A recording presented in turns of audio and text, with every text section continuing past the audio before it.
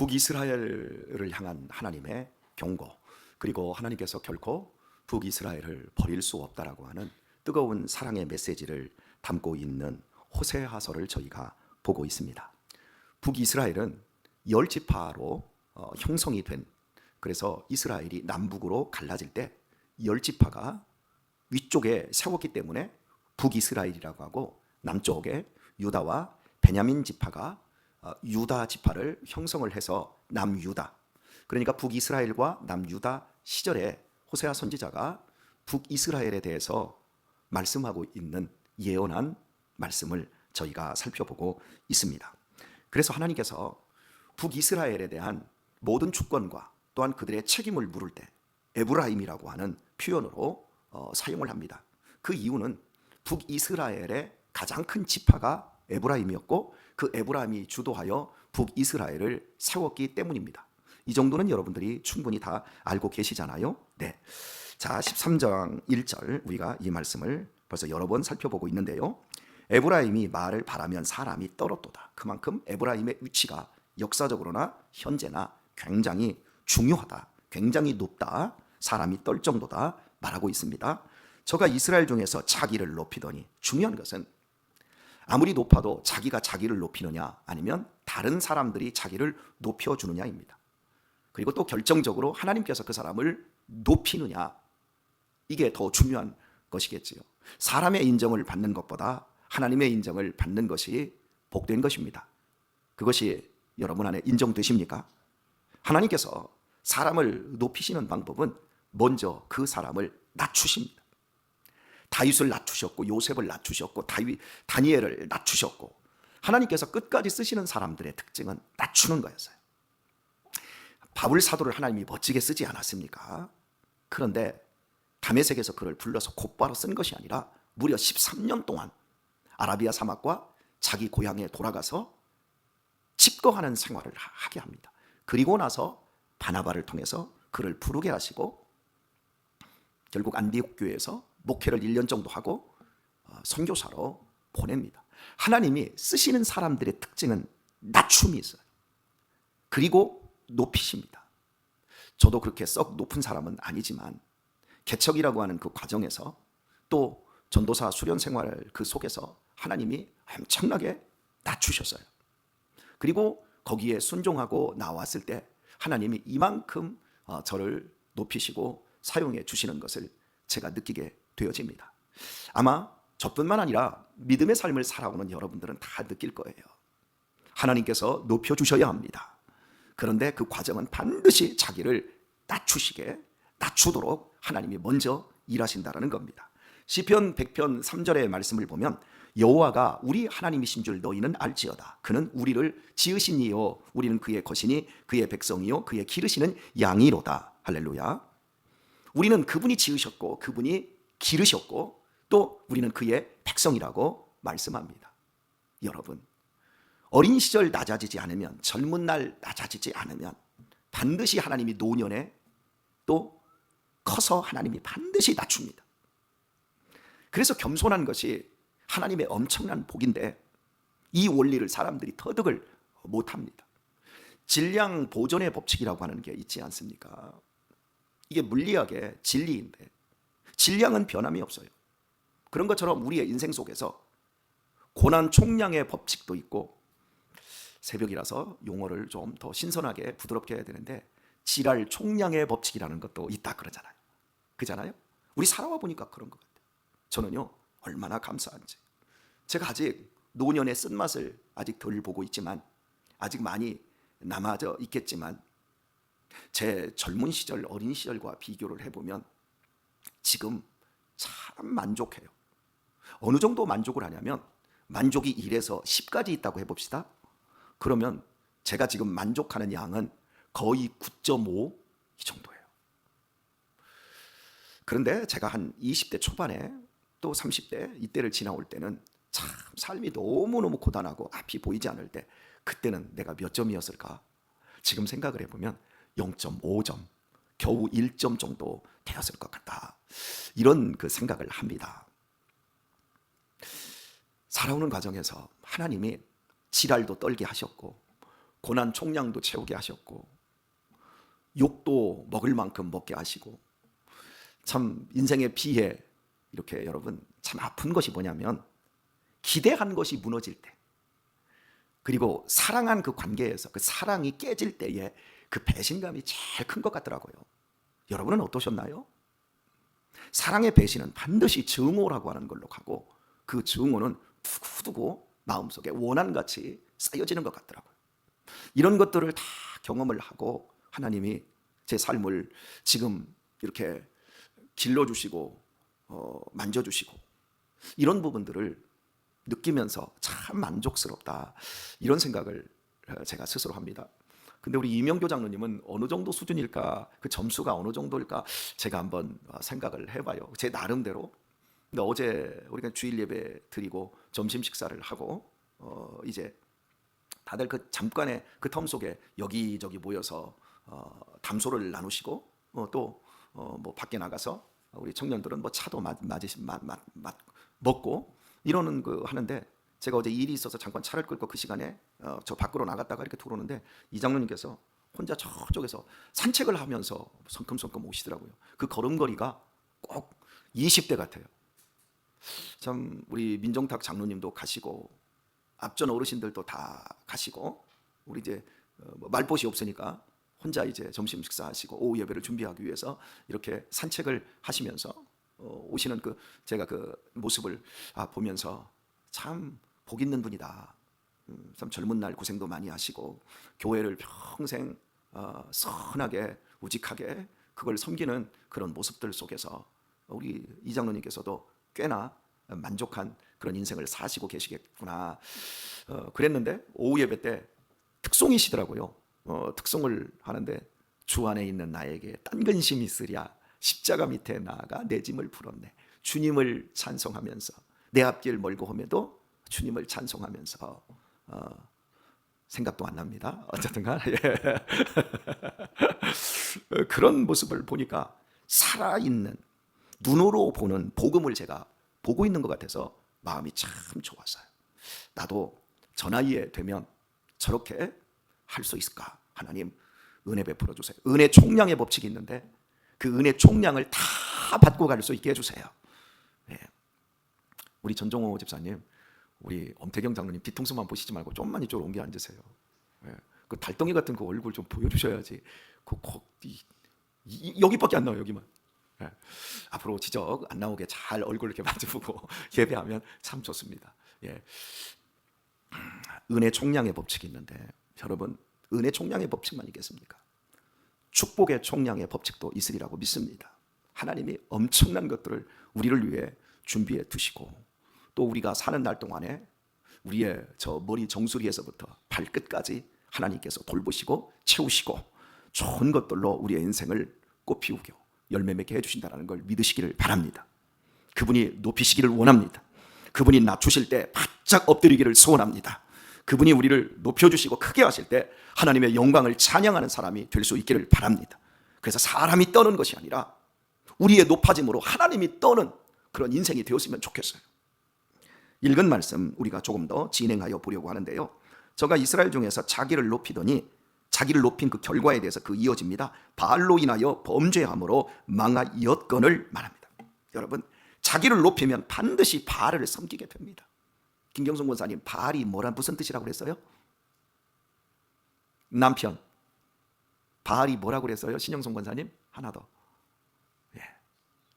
우상이지 뭐. 맞습니다. 박미호 권사님, 바알이 또 뭐라고 그랬어요? 됐습니다. 여러분, 다 똑같은 실력이에요. 우리 박정숙 권사님 뭐라고 그랬어요? 바알이? 됐습니다. 듣기는 듣는데 그때뿐입니다. 바알은 두 가지 뜻이 있다고 그랬어요. 남편, 주인. 바알에 짝이 있어요. 아세라. 아세라는 여자라는 뜻입니다. 풍요, 풍요로움, 부자 되게 해주는 것, 삶의 풍성함, 삶을 지켜주는 것, 쾌락을 가져다 주는 것, 여기에는 두 가지의 토착신, 가나안 땅에 두 가지의 토착신이 있었는데 그것이 바알과 아세라입니다. 그래서 바알과 아세라가 만나서 성적으로 서로 교합을 해야 이것을 보고 바알과 아세라가 비를 내려주고 풍년을 약속하고 그들에게 안정을 준다, 이런 시나리오가 있기 때문에 바알을 섬기든지 아세라를 섬기든지 이 사람들은 반드시 음란에 빠집니다. 음란 그 자체가 그들의 제사가 되었습니다. 그 이스라엘이 바알을 섬기게 되다 보니까 남녀가 바알에게 제사를 드릴 때, 기우제를 드릴 때 바알 신전에서 그 바알 제사장과 아세라 제사장이 주도하는 섹스 파티를 벌입니다. 그걸 보고 바알과 아세라가 하늘에서 성교를 맺을 때 이 땅에 비가 내리고 다산의 축복이 맺어진다. 자, 여러분, 제가 이야기하는 것은 신화고 더러운 생각이지 않습니까? 그런데 하나님의 자녀들을 하나님께서 높여주시지 않고 자기 스스로 높아지고 연단의 과정을 통해서 낮아져야 다윗처럼, 요셉처럼, 다니엘처럼, 바울처럼 낮아지는 연단의 과정을 통해서 하나님이 높여준 사람이 아닌 자기 스스로가 높아지고 연단의 과정을 싫어하고 고통을 그저 저주라고 생각하고 피하기만 하려고 하는 이런 사람들은 반드시 뭘 섬겨요? 바알을 섬겨요. 다른 주인을 섬기게 되어 있어요. 교회에서도 믿음 생활하면서 목사라 할지라도 고난을 이해하지 못하면, 하나님이 낮추시는 이 과정을 이해하지 못하면 하나님을 섬기는 모습으로 실은 우상 바알을 섬깁니다. 다른 주인을 섬깁니다. 하나님은 예배용이고 실제 삶은 돈을 섬기는 겁니다. 세상의 권력을 섬기는 겁니다. 무시무시한 일입니다. 저와 여러분은 누구를 섬깁니까? 여러분, 저는 돈 겁나게 좋습니다. 여러분들도 겁나게 좋지요? 돈 안 좋은 사람 하나도 없어요. 세상에 돈으로 대변될 수 있는 명품, 뭐 좋은 집, 내 것으로 만들 수 있는 소유, 주인, 내가 주인입니다 라고 하는 것, 그런 것들이 우리에게 있어서 든든한 것 아닙니까? 월세 사는 것보다 내 집 소유하고 사는 것이 훨씬 든든하지 않습니까? 그런데 그런 모든 것들을 하나님이 나에게 주셔서 내가 누리게 하시는 것, 그것이 내 것이 아니라 내 소유로 등기가 되어 있다 할지라도 그것이 사실은 하나님이 내게 주시는 선물로 내가 누리는 것뿐이고 완전한 내 것이 아니라는 사실을 고백하지 못하면 우리는 거기에 묶입니다. 돈이 겁나게 좋아도 그 돈은 나의 욕망을 채우고 나의 쾌락을 위해서 하나님이 주신 것이 아니라 이 땅에서 그의 나라와 그의 의를 위하여 먹고 마시는 그 모든 것들이 하나님의 영광을 나타내기 위한 것으로 승화되지 않으면 그것이 주인이 되어버립니다. 그러면 10의 1조 같은 것도 할 수가 없고 그걸 가지고 다른 사람을 섬기고 그리고 하나님의 나라를 세워가는 일에 절대 사용할 수가 없습니다. 그리고 그런 사람들은 복을 못 누립니다. 은혜를 누릴 수가 없습니다. 반드시 거기에 잡힙니다. 거기에 잡혀서 뭐 자동차 뭐 닦고 광내고 뭔가 막 집에 막 어마어마한 것들을 꾸미고 그런 것들로 자기를 또 과시해야 되고 세상적으로 높은 자리에 오른 무슨 회사의 이사 또 무슨 사장님이 딱 되면 목에 힘주고 온갖 뒤에서 더 많은 돈을 이렇게 증식하기 위해서 투자라는 명목으로 계속해서 그 돈에 잡혀버립니다. 자기를 높이면 반드시 주인을 따로 섬기게 되어 있습니다. 우리의 주인은 하나님이십니다. 하나님만이 우리의 생명이십니다. 우리의 근본입니다. 그런데 이스라엘 백성들, 특히 에브라임 족속이 자기 스스로가 높아지더니 그들이 바알을, 남편을 하나님에서 다른 남편을 두게 되었습니다. 그리고 말합니다. 바알로 인하여 범죄함으로 망하였거늘. 여러분, 안 망했어요. 아직 에브라임 지파는 지금도 북이스라엘의 중심에 있어요. 망하지 않았는데 망하였거늘 말합니다. 왜 그럴까요? 간단합니다. 아직 형태는 망하지 않았어도 그들의 영혼은 망했습니다. 그들의 행위는 여전히 건재해도 그들의 정신은 이미 끝장이 났습니다. 우리가 죄를 범하면, 죄를 품으면 이미 망한 겁니다. 우리가 마음에 음욕을 품으면 이미 간음했다 그러잖아요. 형제에 대해서 미련한 놈이다 그러는 자마다 지옥불을 면할 수가 없다. 왜요? 이미 형제를 살해했기 때문이라는 거죠. 이게 우리 예수님께서 우리에게 알려주신 죄의 원리예요. 망한 거예요. 예수님은 제자 중 하나가 나로 하여금 내 부모님이 돌아가셨는데 장례 치르고 주님 따르게 해주세요. 그러자 야 냅둬라. 죽은 자는 죽은 자들에게 장례 치르게 해라. 너는 나를 따르라. 죽었다라는 거예요. 이미 바울은 이럽니다. 너희가 너희의 허물과 죄로 죽었던 너희를 살리셨도다. 에베소 2장에서 이렇게 말해요. 죽었던 너희래요. 이미 죽었어요. 그런데 지금 안 죽었어요. 세상 사람들이나 우리나 똑같아요. 그들 안 죽었어요. 그들에게도 목숨이 붙어 있고 그들이 오늘 또 기업을 이어가고 있고 안 죽었어요. 그런데 하나님은 죽었다 그래요. 하나님을 알지 못하는 자들, 하나님과 아무런 관계가 없는 자들. 이 땅에서 여러분 예전에 태엽 있잖아요. 태엽 자동차 뚜룩뚜룩 옆구리에 자동차 옆구리에 태엽을 쭉쭉쭉쭉 감으면 딱 놓으면 하고 이게 가지 않습니까? 태엽 풀리면 끝나는 거예요. 하나님께서 이 땅에 살아가는 날 동안에 우리의 그 뛰어난 머리를 가지고 그 이성을 가지고 진리를 찾아내라는 거예요. 이미 진리가 이 땅에 드러났고 예수 그리스도의 십자가로 말미암아 하나님의 아들이 죽어주셨고 그 아들을 믿기만 하면 영원한 생명을 얻고 그 우리가 상상할 수도 없는 그 소망의 삶을 사는 이 복을 하나님이 진리로 이 땅에 내려주셨어요. 그거 찾아내라는 거예요. 그런데 안 봐요. 왜? 죽어 있으니까. 근데 저와 여러분은 진리를 찾았습니다. 생명의 길에 들어섰습니다. 우리의 실력으로 찾은 거 아닙니다. 우리의 실력으로 들어선 거 아닙니다. 성령께서 우리에게 깨닫게 하셨고 우리를 여기로 이끌어 주셨습니다. 이 복을 저와 여러분이 누리고 있습니다. 우리는 그의 것입니다.